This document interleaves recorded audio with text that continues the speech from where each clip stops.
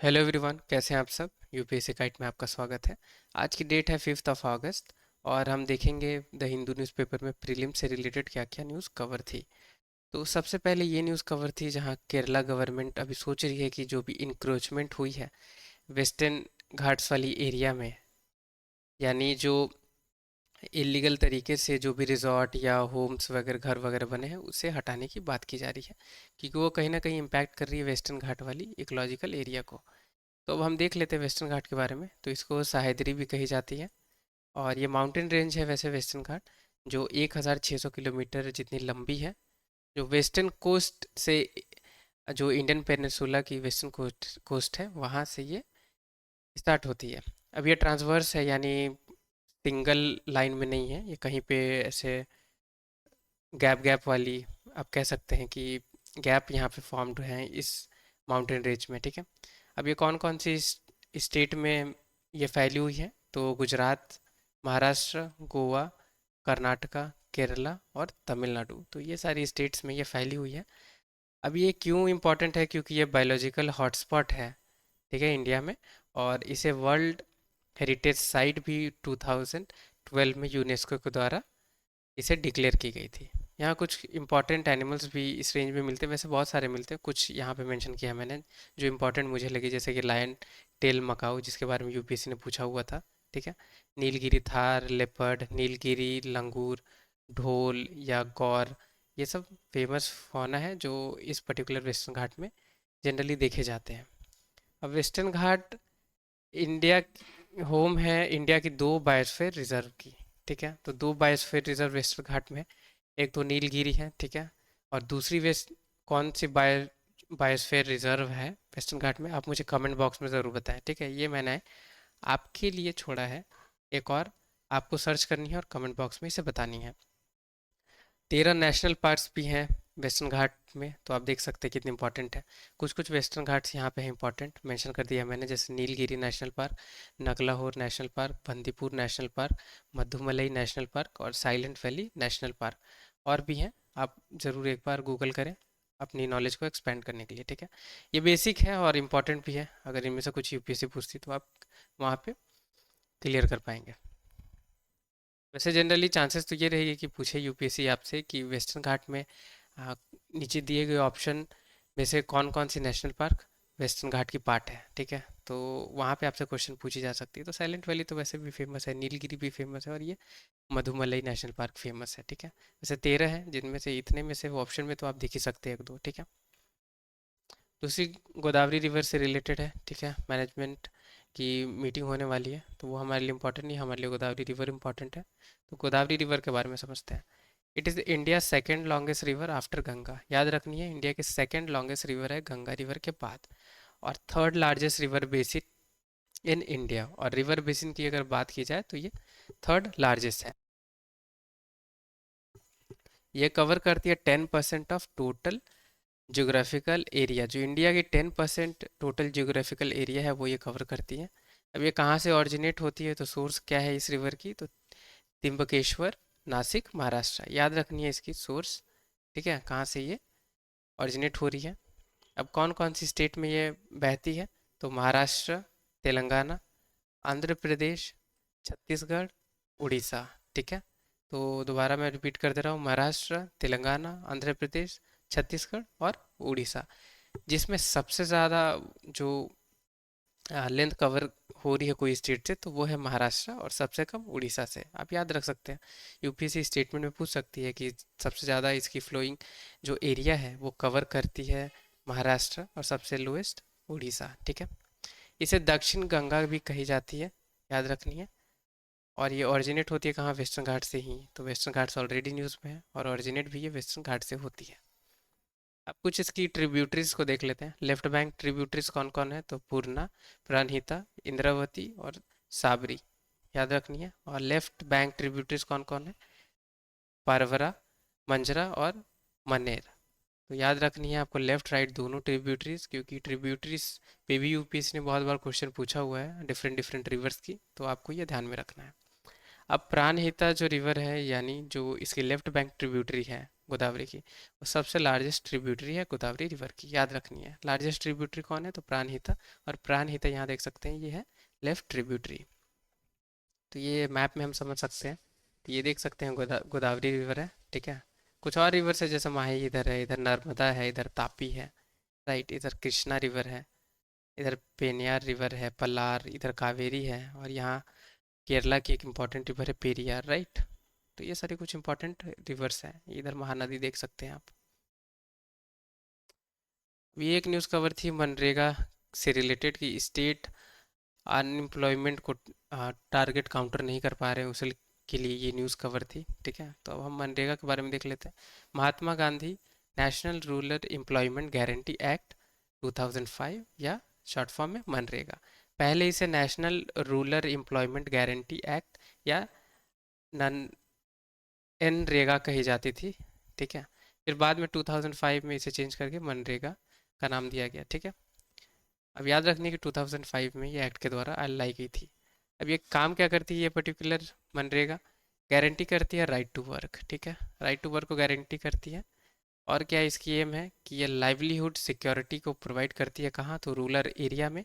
कैसे करेगी सिक्योरिटी को लाइवलीहुड ये प्रोवाइड, तो at least 100 day veg employment in financial year, ठीक है। तो 100 डेज की ये एम्प्लॉयमेंट प्रोवाइड करती है, ठीक है, एक फाइनेंशियल ईयर में, याद रखनी है, फाइनेंशियल ईयर में है।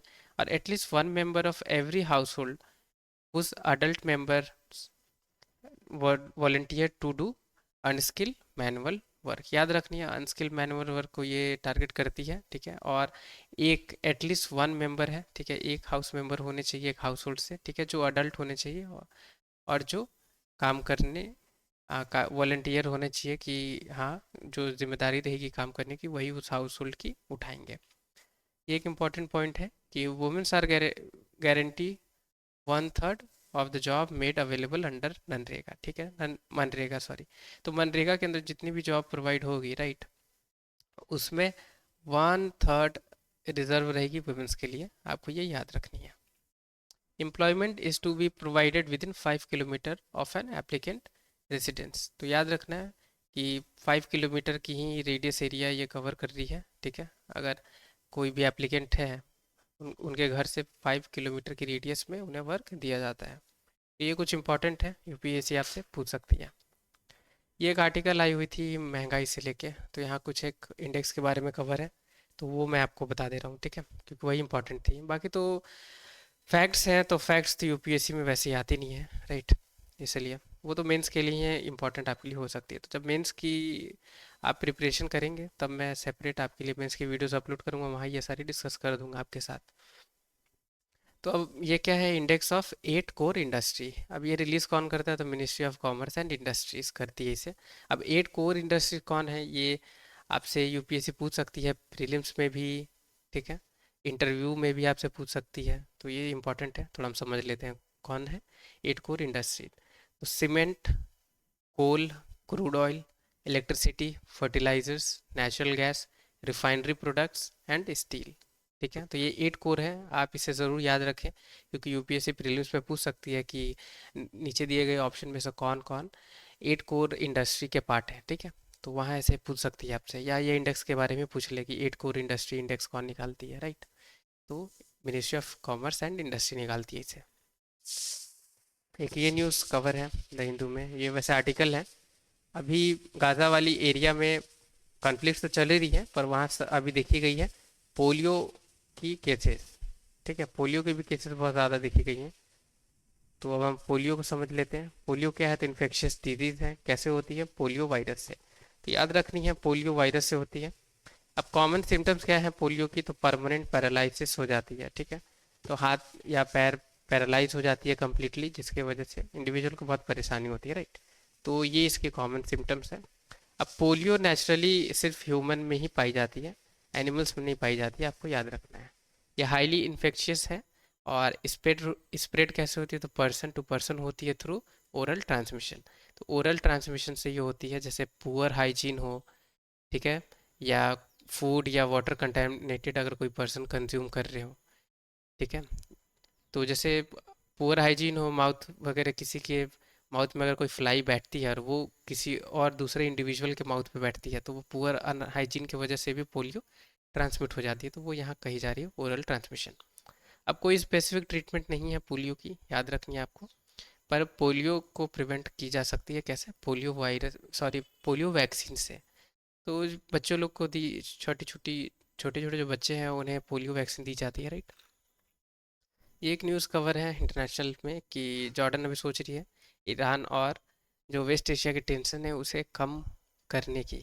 ठीक है, तो ईरान से अभी जॉर्डन ने मीटिंग किया हुआ है। तो हम जॉर्डन को समझ लेते हैं कहाँ पे है मैप में। तो ये है जॉर्डन, ये देख सकते हैं। अब कौन कौन सी कंट्री से बाउंड्री शेयर होती है, तो जॉर्डन की होती है लेबनान से होती है, सॉरी लेबनान से नहीं होती है, सीरिया से होती है, ईरान से होती है, सऊदी अरेबिया और इसराइल। तो चार ही कंट्री से होती है, याद, दोबारा रिपीट कर दे रहा हूँ। सीरिया, इराक, सऊदी अरेबिया और इसराइल। ठीक है, माफ़ी चाहूँगा ये वाइट कलर है तो ये मैप नहीं दिख पा रही होगी आपको, पर मैं दोबारा ये हाईलाइट कर दे रहा हूँ दूसरे कलर से, एक मिनट। तो ये इसराइल से होती है, सीरिया से होती है, इराक से होती है, सऊदी अरेबिया। ठीक है, तो ये चार कंट्रीज है जिससे बाउंड्री शेयर होती है। अब क्योंकि ईरान से मीटिंग हुई है तो ईरान की भी मैप हम समझ लेते हैं। तो ये है ईरान। कौन कौन सी कंट्री से बाउंड्री शेयर होती है, तो तुर्कमेनिस्तान, अफगानिस्तान, पाकिस्तान, इधर है इराक, अजरबैजान, आर्मेनिया, टर्की। तो बहुत सारे कंट्री से बाउंड्री शेयर होती है। ठीक है, तो आप इसे एक बार याद रखें। यहाँ पे पर्शियन गल्फ दे सकते हैं। ठीक है, अब पर्शियन गल्फ मैप में तो ये डिस्कस कर ले रहा हूँ आपके साथ। May be UPSC personal Persian gulf के बारे ही में आपसे पूछ ले, तो कौन कौन सी कंट्री की बाउंड्री शेयर होती है इससे, तो ईरान, इराक, ठीक है, Kuwait, Bahrain, Qatar, Saudi Arabia और यूनाइटेड अरब एमिरेट्स। और ये एक न्यूज़ कवर है जहाँ हouthi रिबिलियंस के बारे में आई हुई है न्यूज़। तो सबसे पहले तो हम समझ लेते हैं ये कहाँ की रेबल ग्रुप है, तो यमन की है। अब मैप देख लेते हैं। तो ये है यमन, कौन कौन सी कंट्री से बाउंड्री शुरू होती है, तो सऊदी अरेबिया, ओमान, ये गल्फ ऑफ एडन है। जनरली गल्फ ऑफ एडन से ही कोई शिप वगैरह क्रॉस होती है तो ये उन्हें डैमेज करते हैं। ठीक है, और ये क्यों न्यूज़ में थी, क्योंकि यमन ने ईरानियन मेड मिसाइल से इसराइल पे अटैक भी किया हुआ था, राइट, इसलिए अभी ये न्यूज़ में है। ये लेबनान पे एक न्यूज़ है। ठीक है, तो लेबनान की हिजबुल्ला ग्रुप है, एक्सट्रीमिस्ट ग्रुप है जो इसराइल पे इन्होंने भी अटैक करा हुआ था, राइट। तो इसी के बारे में है कि अभी थ्रेट बढ़ सकती है। तो हिजबुल्ला कहाँ की है, तो लेबनान। ये एक न्यूज़ इंपॉर्टेंट कवर है द हिंदू में, कोरल्स के बारे में। तो हम कोरल समझ लेते हैं क्या है कोरल। तो कोरल रीफ्स एक अंडरग्राउंड वाटर इकोसिस्टम है। ठीक है, अब ये कहाँ, ये पर्टिकुलर इकोसिस्टम हम देख सकते हैं, तो हम इसे ट्रॉपिकल और सब ट्रॉपिकल ओशन या सीज में ये इकोसिस्टम देख सकते हैं अंडरग्राउंड, जिसे कोरल रीफ्स कही जाती है। ठीक है, अब कोरल रीफ्स ये देख सकते हैं यहाँ इमेज में भी। ठीक है, तो ये कोरल रीफ्स बनती कैसे हैं, तो वो हम समझ लेते हैं। तो कोरल रीफ्स क्या होती है कि ये कोरल पॉलिप्स होती है। कोरल पॉलिप्स और माइक्रोस्कोपिक एल्गी जिसे जूजांथले कही जाती है। ठीक है, ये दोनों मिलके कोरल रीफ्स को फॉर्म करती हैं। ठीक है, तो अब ये जो पॉलिप्स हैं और ये माइक्रोस्कोपिक एल्गी हैं जिसे दूध एंथले कही जाती है, ये कैसे फॉर्म करती हैं कोरल रीफ्स। तो कोरल रीफ्स फॉर्म होती है ये जूज एंथले और ये पॉलिप्स की वजह से। अब ये कैसे होती है, तो वो हम समझ लेते हैं। अब जूज एंथले क्या है, ये है एल्गी। ठीक है, तो इसके पास एबिलिटी है कि ये फोटोसिंथेसिस कर पाती है।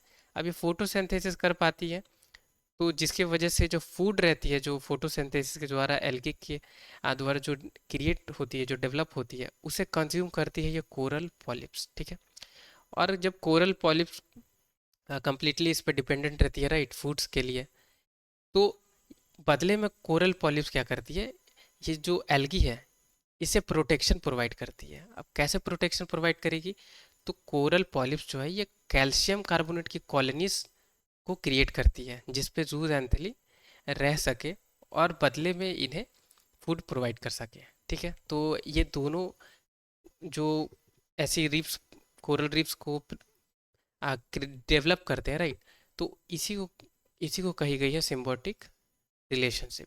तो जूज एंथले और ये पॉलिप्स है, इन दोनों के बीच में सिम्बायोटिक रिलेशनशिप है। कैसे, क्योंकि पॉलिप्स उन्हें प्रोटेक्शन प्रोवाइड करती है, राइट, और जूज एंथेले उन्हें फूड प्रोवाइड करती है। तो 0.1% वर्ल्ड की ओशियन एरिया जो है ये कोरल रीफ्स ऑक्यूपाई करती हैं, ये इंपॉर्टेंट है, आपको याद रखना है। यूपीएससी ये स्टेटमेंट में 0.5 या 20% ऐसा लिख के आपसे पूछ सकती है।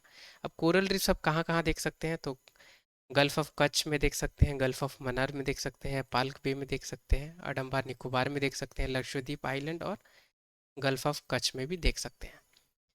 क्या क्या आइडियल कंडीशन है कोरल्स के लिए, ठीक है, तो वो हम समझ लेते हैं। इन्वायरमेंटल कंडीशंस क्या क्या है, तो शॉलो वाटर रहनी चाहिए, काम वाटर भी होनी चाहिए, ठीक है, क्लियर वाटर होनी चाहिए, वार्म वाटर होनी चाहिए, टेम्परेचर 20 डिग्री या 20 डिग्री के आसपास होनी चाहिए, उससे ज़्यादा नहीं होनी चाहिए, ठीक है, सलाइन वाटर होनी चाहिए और rich supply of nutrient, nutrient की अच्छी सप्लाई होनी चाहिए उस वाटर एरिया में, ठीक है। तो ये इंपॉर्टेंट है, यूपीएससी आपसे पूछ सकती है कि कौन कौन सी कंडीशंस हैं जिस पे कोरल्स के लिए, फिर आप कह सकते हैं आइडल कंडीशन, या कौन सी क्राइटेरिया है जिसकी वजह से कोरल रीफ्स फॉर्म होती हैं, ऐसे करके भी पूछ सकती है यूपीएससी, ठीक है। तो न्यूज़ में क्यों इंपॉर्टेंट थी, ये कोरल ब्लीचिंग की वजह से, ठीक है, क्योंकि अब माइक्रोस्कोपिक एल्गे जिसे जिसे हम जूज़ैंथेला कहते हैं, ये ज़्यादा टेम्परेचर बर्दाश्त नहीं कर पाते, ठीक है, अगर 20 डिग्री या 20 डिग्री के आसपास है तो ये वहाँ पे सस्टेन कर पाएंगे, अगर ज़्यादा टेम्परेचर होगी ओशन की तो ये सस्टेन नहीं कर पाएंगे। और वो क्या करते हैं, जो पॉलिप्स के द्वारा जो कॉलोनी कैल्शियम कार्बोनेट की जो कॉलोनी बनाई हुई होती है उससे वो हट जाते हैं, ठीक है, उसी को कोरल ब्लीचिंग कही जाती है। ये इमेज से हम समझ सकते हैं, ये आप देख सकते हैं, ये जितनी भी स्ट्रक्चर आप देख पा रहे हैं ये कैल्शियम कार्बोनेट की बनी हुई है, किसके द्वारा, तो पॉलिप्स के द्वारा, ठीक है। अब ये कलर जितनी भी आई हुई है इन पे, ये कलरफुल जो है ये किसके वजह से है, तो माइक्रोस्कोपिक एल्गी जिसे जूज़ान्थेले कही जाती है। अब जूज़ान्थेले यहाँ से रिमूव हो जाएगी, यहाँ से हट जाएगी, तो जाहिर सी बात है क्योंकि कैल्शियम कार्बोनेट की कलर होती है वाइट, राइट, तो ये पूरी जो स्ट्रक्चर है ये वाइट पड़ जाएगी, इसी को कोरल ब्लीचिंग कही जाती है, ठीक है। अब यूपीएससी आपसे क्या क्या पूछ सकती है मैं आपको बता देता हूँ। सबसे पहले तो आपसे पूछ सकती है कि कोरल रीफ्स है, ये स्टेटमेंट में कैसे पूछ सकती है कि ये कैल्शियम कार्बोनेट की नहीं, किसी और यहाँ कोई और आपसे पूछ ले कि ये मैग्नीशियम कार्बोनेट की बनी हुई थी है, ऐसे आपसे ये पूछ सकती है। आपसे यूपीएससी ये पूछ सकती है कि ये ट्रॉपिकल सिर्फ एरिया में, ओनली ट्रॉपिकल एरिया में से पाई जाती है, तो ये गलत हो जाएगी, ये सब ट्रॉपिकल ओशियंस या सी में पाई जाती है, ठीक है। माइक्रोस्कोपिक एल्गी की वजह से कोरल रीफ्स नहीं बनती हैं, ऐसे नेगेटिव स्टेटमेंट आपसे पूछी जा सकती है, ठीक है। फिर ये स्टेटमेंट से आपसे पूछी जा सकती है कि ये 0.1% की जगह पे ये 5% कर दे, या 20% या 50% ऐसे कर दे, कि इतनी परसेंटेज ये ओशियन की एरिया कवर करती है। अब इंडिया में आपसे ऐसी पूछी जा सकती है कि ये इंडिया में ये नहीं मिलती हैं, या ये कुछ यहाँ पे स्टेटमेंट आपसे पूछ ले कि गल्फ ऑफ कच्छ में मिलती है या गल्फ ऑफ मन्नार में मिलती है, ऐसे आपसे पूछ ले, या तो कंडीशन पूछ ले कौन सी कंडीशन रहती है कोरल रीफ्स को फॉर्म या क्रिएट होने के लिए, तो ये आपसे पूछी जा सकती है, ठीक है। या आपसे ब्लीचिंग के बारे में थोड़ी सी स्टेटमेंट पूछ सकती है, ठीक है, कि रिमूवल ऑफ जूज़ान्थेले की वजह से ये होती है। तो ये कुछ स्टेटमेंट हैं जिस पे यूपीएससी आपसे पूछ सकती है। और आपको एक और मैं बता देता हूँ कि ये सिर्फ इंडिया पे रिस्ट्रिक्टेड नहीं है, ठीक है, ये जो ट्रॉपिकल और सब ट्रॉपिकल एरिया होती है, ठीक है, वर्ल्ड की, वहाँ ये पर्टिकुलर देखने को मिलती है, ठीक है। और ऑस्ट्रेलिया में ग्रेट कोरल रीफ्स वहीं पे है, राइट, तो ऑस्ट्रेलिया में ये बहुत बड़ी एरिया में है, और ऑस्ट्रेलिया की एक ग्रेट कोरल रीफ्स न्यूज़ में भी रहती है क्योंकि यहाँ पे भी ब्लीचिंग, कोरल ब्लीचिंग बहुत बार देखी गई है, ठीक है। तो आज की न्यूज़ में बस इतना ही अवेलेबल थी, ठीक है। तो thank you so much watch करने के लिए, वीडियो अगर पसंद आई हो या आपके लिए यूज़फुल रही हो तो वीडियो ज़रूर लाइक करें, चैनल पे नए हैं या अभी तक सब्सक्राइब नहीं किया है तो प्लीज़ चैनल सब्सक्राइब करें। टिल द टाइम के लिए take care, have a great day ahead.